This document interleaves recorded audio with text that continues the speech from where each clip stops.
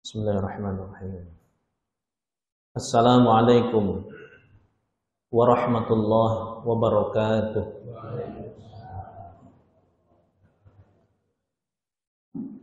Innal hamdalillah nahmaduhu wa nasta'inuhu wa nastaghfiruh wa na'udzu billahi min shururi anfusina wa min sayyiati a'malina.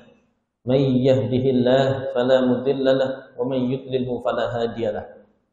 Asyhadu an la ilaha illallah wahdahu la syarika lah wa asyhadu anna Muhammadan 'abduhu wa rasuluhu la nabiyya wa la rasula ba'dah.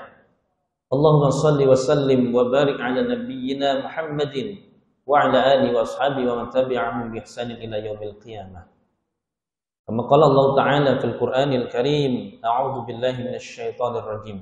Ya ayyuhalladzina amanu taqullaha haqqa tuqatih wala tamutunna illa wa antum muslimun. Wa qala fi ayatin ukhra, wa min ayatihi an khalaqa lakum min anfusikum azwaja litaskunu ilaiha wa ja'ala bainakum mawaddah wa rahmah inna fi dzalika laayatin liqaumin yatafakkarun. Al-ayah, amma ba'd. Ma'asyiral muslimin wal muslimat, jamaah salat subuh yang dirahmati Allah Subhanahu wa taala. Tiada kata yang pantas kita ucap kecuali syukur kita pada Allah Subhanahu wa taala di pagi hari ini atas nikmat Allah yang menggerakkan, melangkahkan hati dan kaki kita untuk mendirikan salat subuh berjamaah, dilanjutkan dengan salah satu ibadah yakni thalabul ilmi dalam kajian subuh di Masjid Al-Fat. Semoga semua ibadah yang kita lakukan ini dinilai ibadah dan mendapatkan pahala dari Allah Subhanahu wa taala. Salawat beserta salam senantiasa tersampaikan kepada teladan kita. Beliau insan budiman, manusia pilihan, permata Mekah, intannya Madinah. Beliaulah uswatun hasanah. Tak lain tak bukan beliaulah Nabi Muhammad ibni Abdillah. Semoga kita termasuk umat Nabi Muhammad yang istiqamah dalam menjalankan sunnah-sunnah Rasulullah serta terus menjadi bagian dari pelanjut dakwah Islam li'i'la'i kalimatillah melalui persyarikatan Muhammadiyah. Bapak Ibu yang dirahmati Allah Subhanahu wa taala, pada kesempatan subuh kali ini matur suwun. Pada kesempatan subuh kali ini, sebagaimana yang disampaikan oleh takmir, kita akan membahas tentang keluarga, khususnya keluarga Muhammadiyah pasti bahagia. Pertanyaannya, adakah di antara Bapak Ibu yang hari ini tidak bahagia? Semua bahagia, Bu? Insyaallah ya. Kalau ada keluarga Muhammadiyah yang belum merasa bahagia menjadi bagian dari Muhammadiyah, berarti belum benar-benar menjadi keluarga Muhammadiyah yang sebenar-benarnya. Kalau menjadi keluarga Muhammadiyah yang sebenar-benarnya, tentulah pasti akan menjadikan keluarganya bahagia dunia dan akhiratnya. Tentu setiap diri kita, harapannya keluarga yang kita jalani adalah keluarga yang mengantarkan kita kepada kebahagiaan. Sebagaimana kalau Al-Quran menyebutnya sebagai keluarga yang samawa atau juga samara, sakinah, mawadah, warahmah. Kalau samara itu sakinah, mawadah, dan rahmah. Yang itu Allah sebutkan di dalam Al-Quran, Quran surah Ar-Rum ayat 21. Wa min ayatihi an khalaqalakum min anfusikum azwaja litaskunu ilaiha wa ja'ala bainakum mawaddah wa rahmah. Di antara tanda-tanda kekuasaan dan kebesaran Allah adalah menjadikan pasangan-pasangan dari kalian dari jenismu masing-masing. Agar apa? Litaskunu ilaiha. Agar dari pasangan itu menjadikan ketentraman, kedamaian di antara kalian. Kedamaian dan ketentraman akan terwujud tatkala dalam keluarga itu berkembang mawaddah dan rahmah. Mawaddah itu tumbuh rasa cinta dan kasih sayang. Rahmah itu tumbuh rasa empati, perhatian dan kepedulian. Artinya di antara keluarga itu saling peka, saling menghormati. Kalau di antara keluarga tidak tumbuh rasa mencintai, mana mungkin ketentraman dan kedamaian akan terwujud. Litaskunu atau sakinah Bapak Ibu, itu berasal dari kata sakana yaskunu. Bisa juga dimaknai sebagai tempat berdiam diri, tidak berpindah-pindah. Maka kalau orang Arab tanya, di mana kamu tinggal? Aina taskun. Di mana kamu tinggal atau bertempat? Orang kalau sudah bertempat berarti tidak kemana-mana, ya jelas di situ rumahnya. Sehingga kalau keluarga sakinah itu keluarga yang sudah menemukan ketentraman sehingga tidak terbesit dalam pikirannya untuk kemana-mana. Sesampainya di rumah yang timbul adalah kedamaian, ketentraman. Suami pulang tidak kepikiran untuk keluar rumah lagi. Loh, nggih Pak? Pulang dari kerja sampai rumah tidak terfikir untuk pergi melancong lagi karena apa? Di rumah menemukan kedamaian dan ketentraman. Pak, saat ini sudah merasakan itu no, dereng? Sampun nggih, insyaallah.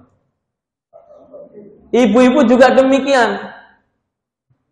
Ketika suaminya pulang, yang muncul rasa kebahagiaan, bukan malah muring-muring. Wis teko wonge. Sing dirasani ket mau teko iki. Nah. Itu kalau sakinah. Jadi di antara keduanya itu sudah merasakan ketentraman dan kedamaian. Ketentraman dan kedamaian itu akan muncul tatkala di dalam keluarga itu tumbuh mawaddah dan rahmah. Mawaddah itu artinya rasa saling mencintai, rasa saling mengasihi. Kalau ini tidak tumbuh, ya mana mungkin akan muncul kedamaian. Selain rasa mencintai dan mengasihi, tentu juga harus dengan rahmah itu kepekaan. Bu, jenengan punya suami peka, senang mboten? Kalau suaminya tidak peka, cuek, atau bahasanya dingin ya, dingin itu maksudnya ya kayak es batu nih, mau weneng kul ya. Maka keluarga akan kaku. Bahasanya itu seperti bahasa formal dengan apa ya? Ya seperti bahasa-bahasa yang tidak mencerminkan keharmonisan. Makanya harus tumbuh rasa empati, kepedulian, kepekaan, menghormati. Jangan sampai di antara pasangan itu merasa diri paling berjasa. Ini tidak dibenarkan dalam pandangan media. Jadi harus ada paradigma. Suami, istri, anak itu memiliki persamaan sesuai fungsi masing-masing. Jangan merasa laki-laki sudah bekerja di luar seharian, menganggap istrinya yang di rumah itu nggak ngapa-ngapain, dianggapnya istri itu kan cuma di rumah. Saya sudah bekerja keras, harusnya saya itu dilayani penuh. Nah, kalau sudah muncul seperti itu, maka akan menumbuhkan perasaan antara satu merasa paling berjasa, yang satunya akan direndahkan. Makanya sesuai fungsi masing-masing itu ada persamaan, ya. Tidak boleh merasa paling berjasa dan paling dominan sendiri. Mohon maaf Bapak-bapak, andaikan dibalik, ibu-ibu yang keluar untuk bekerja, panjenengan yang di rumah ngurusi anak, membersihkan rumah, yo nyapu, yo ngepel, yo korah-korah, yo masak. Kira-kira kuat berapa lama, Pak? Kuat, Pak? Paling sehari wis ngeluh. Makanya tidak mesti yang keluar rumah bekerja merasa paling berjasa. Ya jangan sampai. Meskipun memang itu juga berjasa, tapi jangan pernah merasa paling berjasa karena akan menimbulkan ya, perasaan tidak sesama atau persamaannya tidak muncul nanti ya. Meskipun fungsinya beda-beda. Bapak Ibu yang dirahmati Allah Subhanahu wa taala. Sehingga dalam pandangan Muhammadiyah yang ada di dalam pedoman hidup Islami warga Muhammadiyah, yang ini menjadi pedoman kita sebagai warga Muhammadiyah. Keluarga itu memiliki kedudukan dua. Ini untuk mengantarkan kita kepada keluarga yang sakinah mawaddah warahmah. Pertama, Muhammadiyah itu memberikan pedoman melalui keputusan pada Muktamar tahun 2000 yang itu tertuang dalam buku Pedoman Hidup Islami Warga Muhammadiyah. Apa kedudukan keluarga menurut Muhammadiyah? Yang pertama, keluarga yang utama kehidupan umat dan bangsa sebagai tempat sosialisasi nilai-nilai yang paling intensif dan menentukan. Harapannya dari sosialisasi nilai-nilai ini terbentuklah keluarga yang sakinah, mawaddah, dan rahmah. Keluarga merupakan wadah untuk mensosialisasikan nilai-nilai utama, khususnya nilai-nilai agama, sehingga keluarganya itu menjadi keluarga yang sakinah, mawaddah, warahmah. Yang kedua, keluarga itu memiliki kedudukan. Keluarga Muhammadiyah dituntut agar dapat menjadi pilar utama dalam mensupport gerakan konsep GJDJ. GJDJ, gerakan jamaah, dakwah jamaah. GJDJ, jangan sampai Pak nanti ODGJ, bukan, GJDJ, gerakan jamaah, dakwah jamaah. Jadi kedudukan keluarga menurut Muhammadiyah itu ya pertama, keluarga menjadi sarana untuk mensosialisasikan nilai-nilai utama, nilai-nilai agama agar terwujudnya keluarga yang sakinah, mawaddah dan rahmah. Yang kedua, dari keluarga inilah harusnya muncul support untuk mendukung konsep GJDJ, gerakan jamaah, dakwah jamaah. Apa maksud daripada GJDJ? Maksud daripada konsep ini Bapak Ibu, harapannya warga Muhammadiyah yang tersebar di seluruh Indonesia atau di tanah air ini dapat secara serempak, sistematis, terencana untuk melakukan perubahan-perubahan yang lebih baik pada lingkungannya. Tidak mungkin dapat terjadi kalau tidak didukung dengan gerakan jamaah dan dakwah jamaah. Salah satunya perubahan masyarakat itu dapat dilakukan dengan mengadakan kajian. Dari kajian inilah muncul pencerahan. Sehingga keluarga ini harus mensupport. Jangan sampai suaminya atau istrinya aktif di Muhammadiyah, militan loyalitas tiada batas, tapi lupa untuk mengajak keluarganya.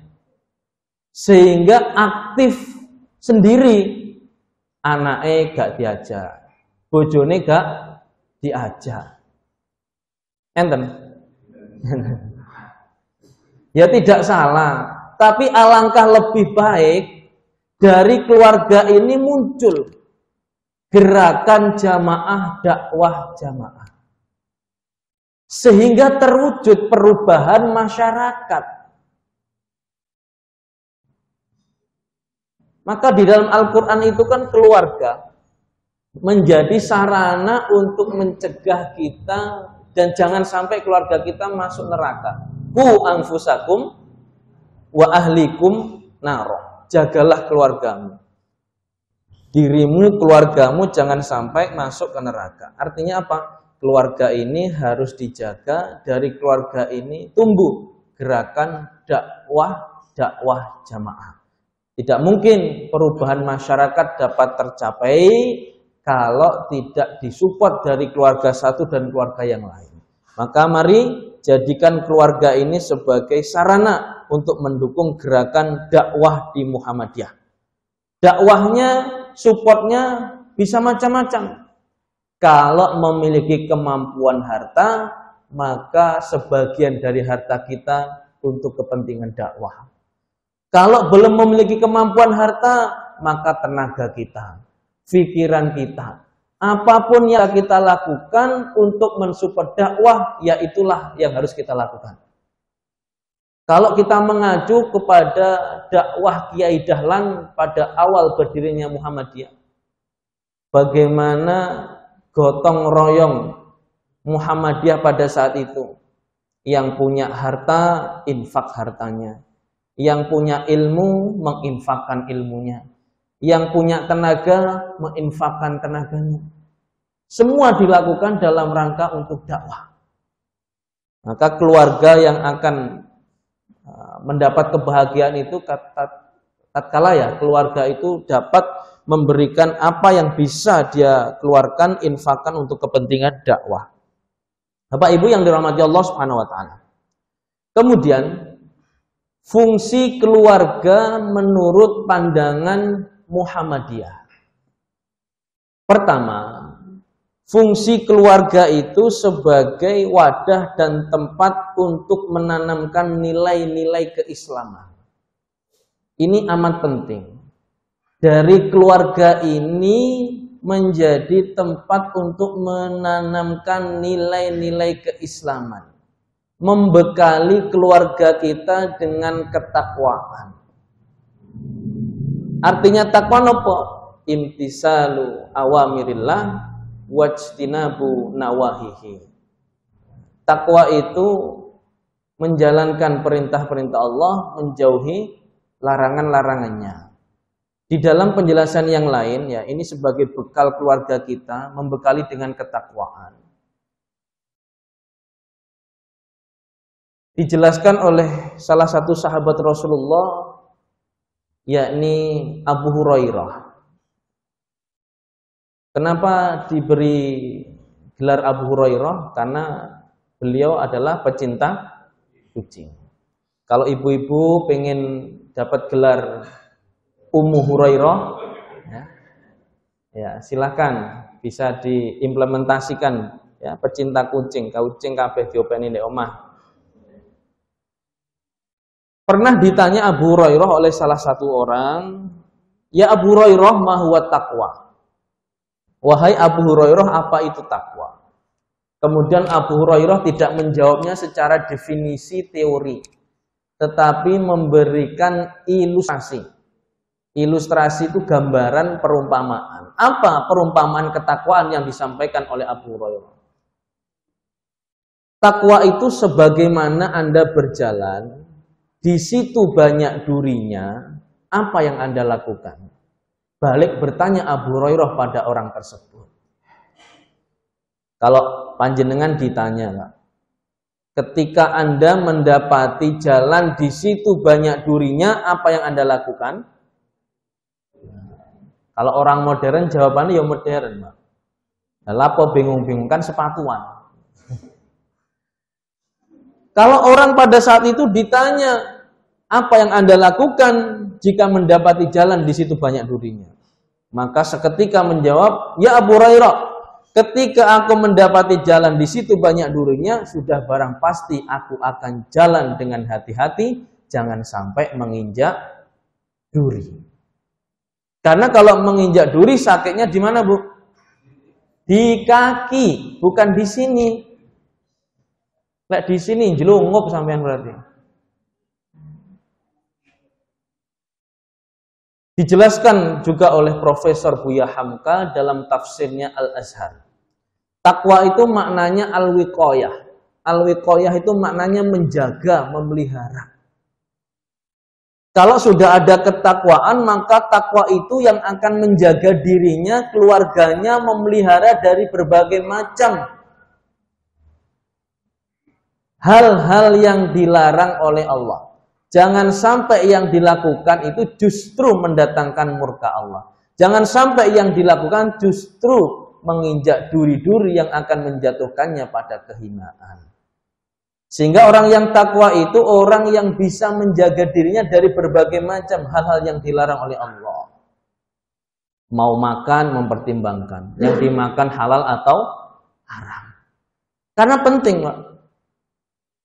Kalau keluarga dinafkahi dari harta yang haram, maka darah yang mengalir di seluruh tubuhnya adalah berasal dari yang haram.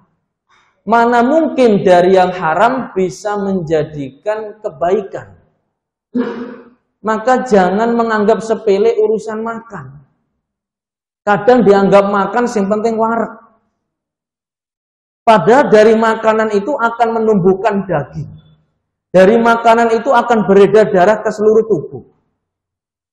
Maka Rasulullah mengingatkan, kalau ada orang pernah curhat, berdoa terus-menerus tapi juga tidak dikabulkan doanya.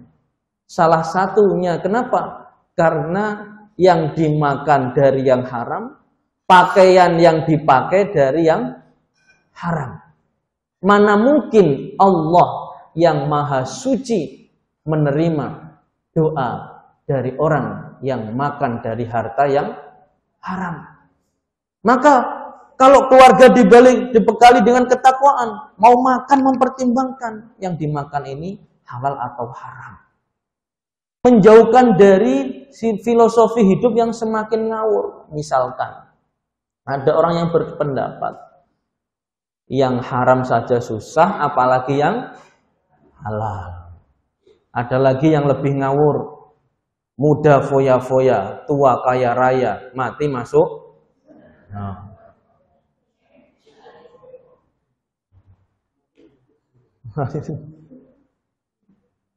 Nah, kalau keluarga takwa tidak mungkin semacam itu. Dibekalilah keluarga ini dengan nilai-nilai Islam, nilai-nilai ketakwaan, maka akan menjaga, memelihara keluarganya dari berbagai macam hal-hal yang diharamkan oleh Allah Subhanahu wa taala. Nah, kriteria ketakwaan sendiri Bapak Ibu dapat kita lihat dari beberapa karakteristik yang disebutkan dalam Al-Qur'an. Untuk menanamkan nilai ketakwaan itu mari kita lihat di dalam Al-Qur'an.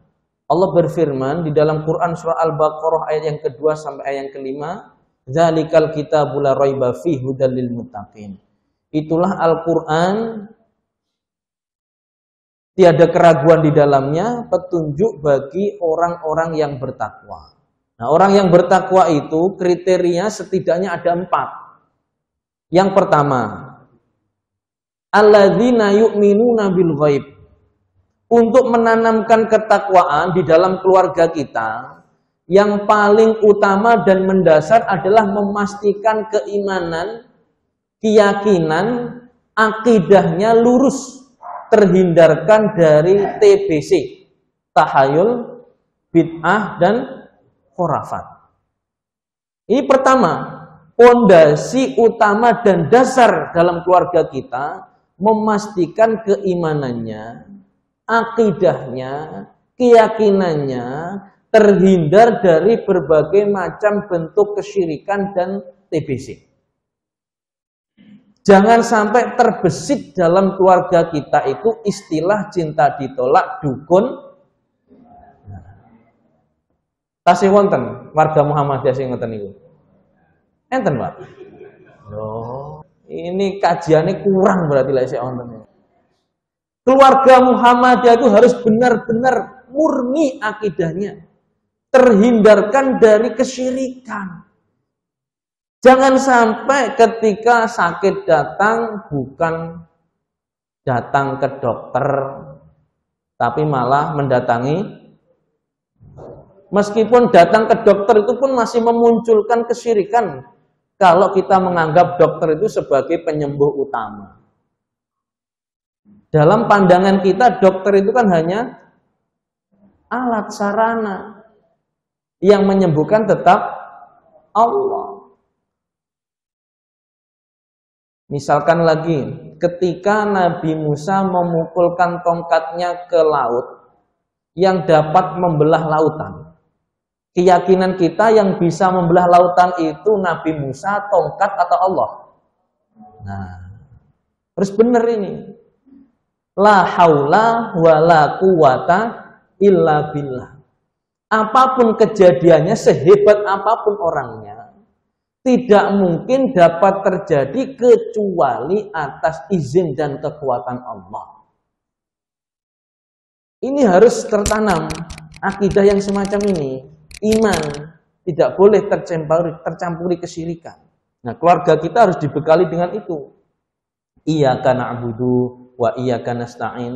Ini janji kita pada Allah. Setiap sholat kita berjanji, ya Allah, hanya Engkau yang kami sembah dan hanya kepada Engkau kami mohon pertolongan. Dimanapun, kapanpun, dilihat orang atau tidak, tetap Allah yang kita sembah. Sebesar apapun masalah, tetap Allah yang kita mintai pertolongan. Bukan lari dari Allah. Maka Muhammadiyah ini gerakan utamanya adalah gerakan untuk memurnikan akidah. Atau biasa disebut dengan gerakan purifikasi atau pemurnian akidah. Terutama pada saat itu Bapak Ibu, di tanah Jawa ini masih banyak tradisi-tradisi yang menyimpang dari ajaran Islam. Bukan berarti Muhammadiyah anti tradisi. Muhammadiyah itu tetap akan mensupport, mendukung apabila tradisi itu tidak bertentangan dengan syariat. Contohnya apa? Halal bihalal. Apakah ada halal bihalal di Arab? Tidak ada. Adanya hanya di Indonesia. Apakah Muhammadiyah menolak? Tidak. Karena halal bihalal itu dalam rangka untuk menjalin silaturahmi. Tapi kalau tradisi itu bertentangan dengan akidah, bertentangan dengan syariat, maka tradisi itu harus ditinggalkan. Apalagi tradisi nenek moyang yang tidak memiliki dasar dan dalil, yang hubungannya dengan keyakinan. Yang sampai saat ini ya masih banyak, terutama kalau pada hari-hari tertentu, misalkan ini menjelang suro. Nah, nanti kalau sudah satu suro, itu di berbagai macam tempat yang dianggap keramat, itu melakukan larungan. Nah, pernah mireng ya Bu ya? Larungan. Termasuk di Ponorogo ya. Saya asli Ponorogo, itu di Telaga Ngebel. Nah, namanya Telaga Ngebel Bapak Ibu. Setiap satu suro itu melarung kepala lega kebo ya sapi. Dulu cerita masyarakat, setiap perempatan jalan itu harus ditanami kepala kambing. Menjaga dari berbagai macam balak dan bahaya. Nah, keyakinan-keyakinan semacam inilah yang harus kita tinggalkan. Karena tidak memiliki dasar baik dari Al-Quran, hadis maupun akal sehat. Tapi kalau tradisi yang tidak bertentangan ya silakan. Misalkan pakaian pakai batik. Di Arab tidak ada yang pakai batik. Tapi di Indonesia ya sah-sah saja karena tidak bertentangan. Itulah yang namanya bisa memilah dan memilih ya, mana tradisi yang harus ditinggalkan. Bapak Ibu yang dirahmati Allah Subhanahu wa taala. Kriteria ketakwaan dalam keluarga kita yang kedua, setelah memastikan keimanan akidahnya, yang kedua adalah memastikan apakah keluarga kita ini termasuk ahli sholat. Karena ciri ketakwaan itu adalah wa yuqimunas sholah. Keluarga yang dibekali dengan takwa itu keluarga yang ahli sholat. Maka sebisa mungkin keluarga Muhammadiyah itu menggerakkan keluarganya untuk ke masjid, memakmurkan masjid dengan sholat berjamaah. Ciri ketakwaan itu ditandai dengan orang-orang yang ahli sholat. Menjadikan sholat itu sebagai pengokoh tiang kehidupan, baik pribadi maupun keluarganya. Kalau sudah dibangun dengan kekuatan pondasi iman, yang kedua pilarnya berupa sholat, maka insya Allah akan mengantarkan ke yang kuat. Kalau keluarganya kuat, diterpa angin sebesar apapun tetap kokoh. Ada masalah sebesar apapun tetap kuat. Karena terbentuk mentalitasnya keyakinan wasta'inu bis-sabri was-shalah. Ya Allah, Engkau berikan cobaan ujian, tapi kami yakin bahwa setiap cobaan pasti akan ada jalan keluarnya, asalkan kita hadapi dengan ketakwaan. Wa may yattaqillaha yaj'al lahu makhraja. Kalau sudah takwa hadir dalam keluarga kita, maka Allah pasti akan memberikan solusi dan jalan keluarnya. Salah satunya adalah menjadikan keluarga kita ahli sholat. Bapak ibu dal masjid, ibu ibu dal masjid, anaknya diajak ke masjid. Jangan sampai kita ini menjadi orang yang soleh secara pribadi. Soleh secara pribadi gimana? Mempeng nang masjid, tapi keluarganya gak diajak sholat.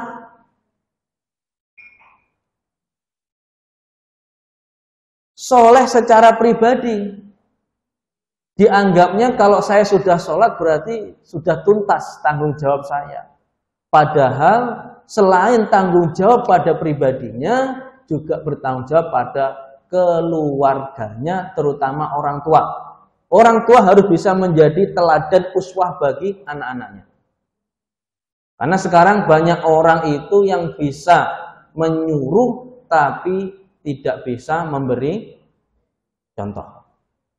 Ngongkon anaknya ngaji, ndang budal ngaji, ndang budal sholat, tapi ibuke, nah,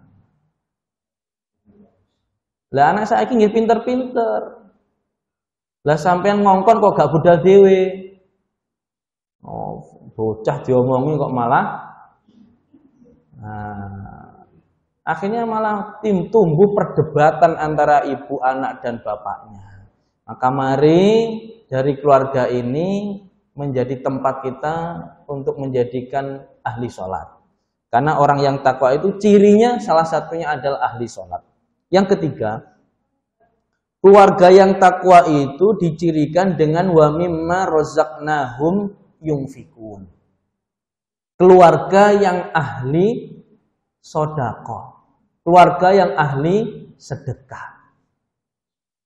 Jika sholat itu sebagai bukti kesalehan ritual, spiritual, hubungan antara hamba dengan Allah, maka wa mimma razaqnahum itu adalah ciri kesalehan sosial.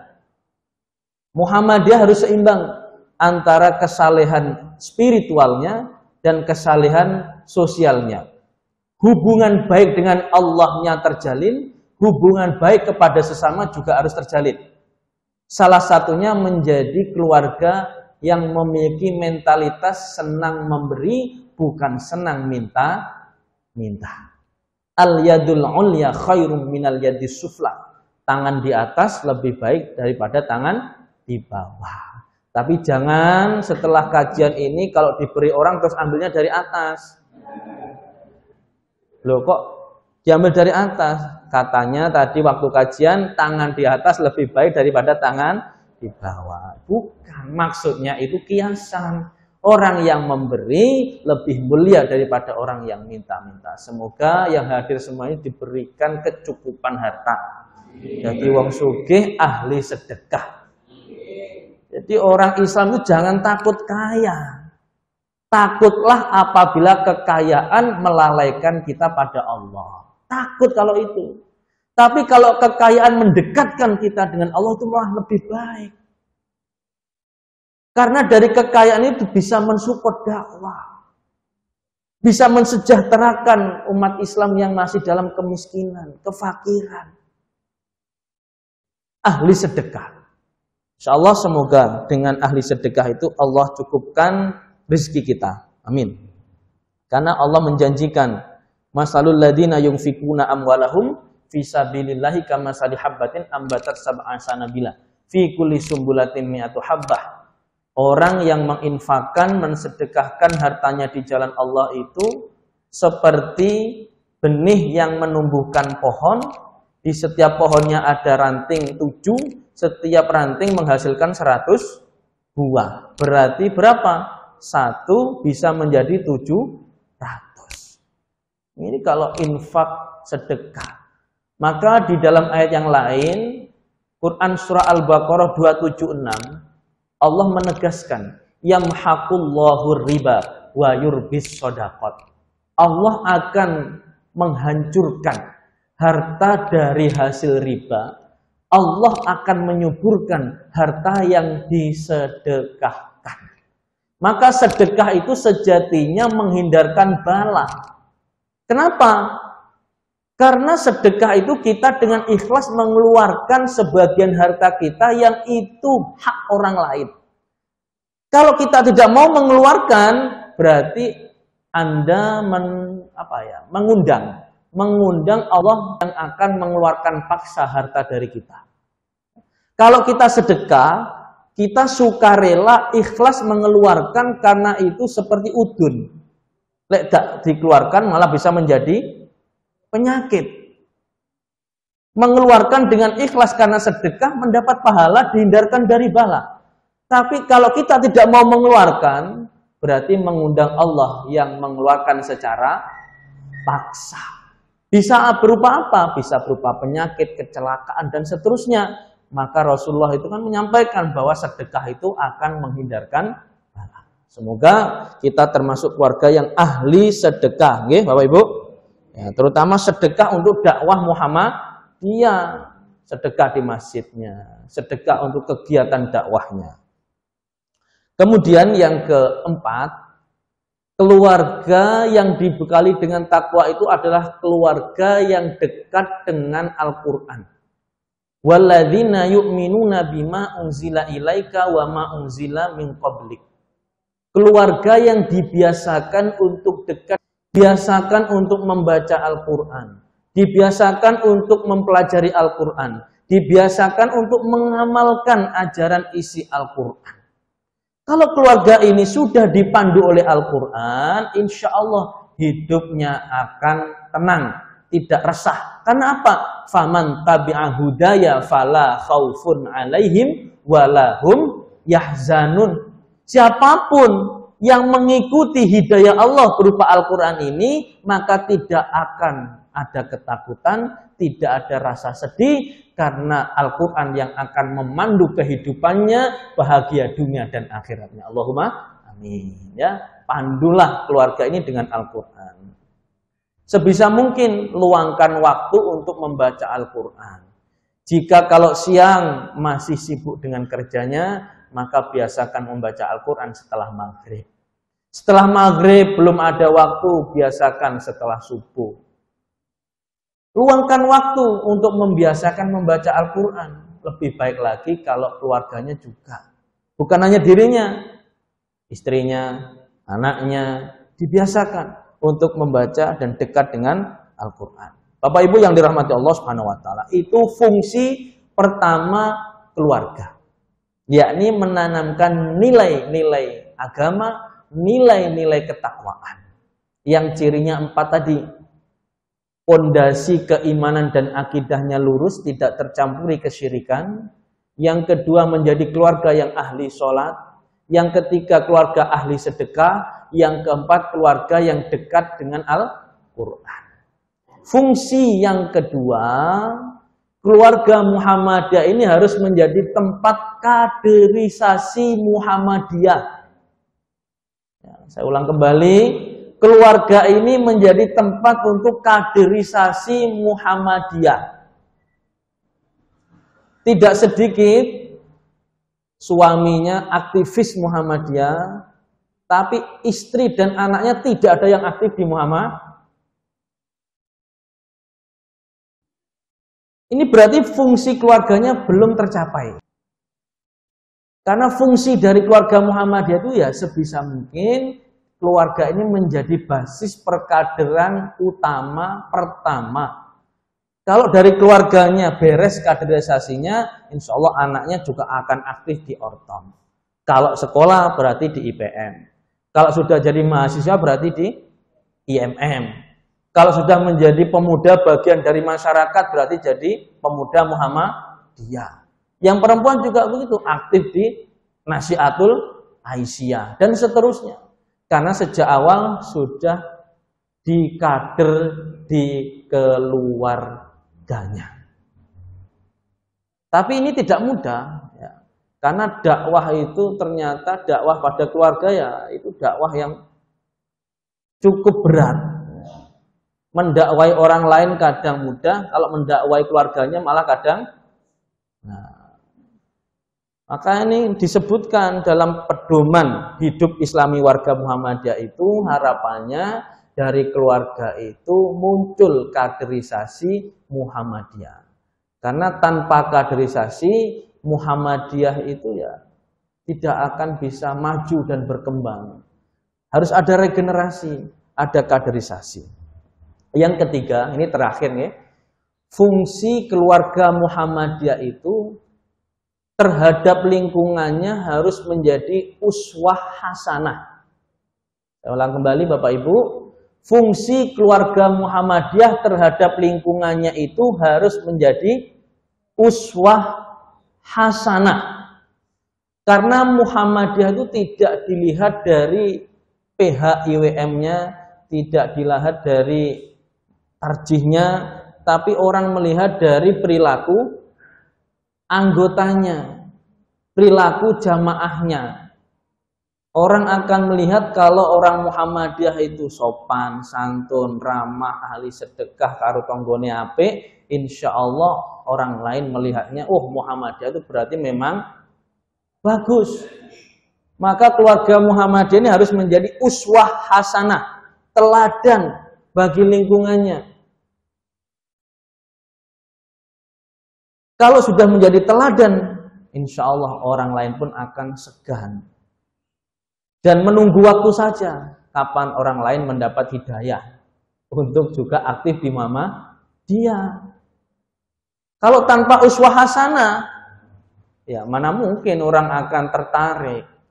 Maka mari, fungsi keluarga yang ketiga adalah menjadikan keluarga kita itu sebagai teladan, uswah hasanah, baik secara ibadah spiritualnya, baik secara ibadahnya, termasuk juga perilaku sosialnya sehari-harinya. Karena keseimbangan antara ibadah dan urusan muamalah itu penting. Menjadi teladan dengan aktif di masjid, memakmurkan masjid, ibadahnya terjaga. Yang kedua, tidak lupa kepada tanggung jawab sosialnya, baik dengan tetangganya, baik dengan teman, saudara, dan seterusnya. Ini yang menjadi kunci keberhasilan keluarga Muhammadiyah. Oke? Jadi pertama tadi kedudukan keluarga Muhammadiyah itu menjadi keluarga yang sakinah tatkala mampu menilaikan nilai-nilai utama di dalam Islam. Yang kedua, kedudukan keluarga Muhammadiyah itu menjadi support terhadap gerakan GJDJ, gerakan jamaah dakwah jamaah. Fungsi keluarga Muhammadiyah itu 3. Pertama, menanamkan nilai-nilai keislaman, ketakwaan dalam keluarga kita. Yang kedua, apa tadi? Yang kedua tadi? Nah, Bu? Nah, keluarga harus menjadi tempat perkaderan. Oke? Yang ketiga, menjadi teladan, uswah terhadap lingkungannya. Saya kira itu untuk mengawali kajian. Apabila mungkin ada pertanyaan atau ada masukan untuk lebih baik dalam mewujudkan keluarga Muhammadiyah yang bahagia, monggo kami persilakan.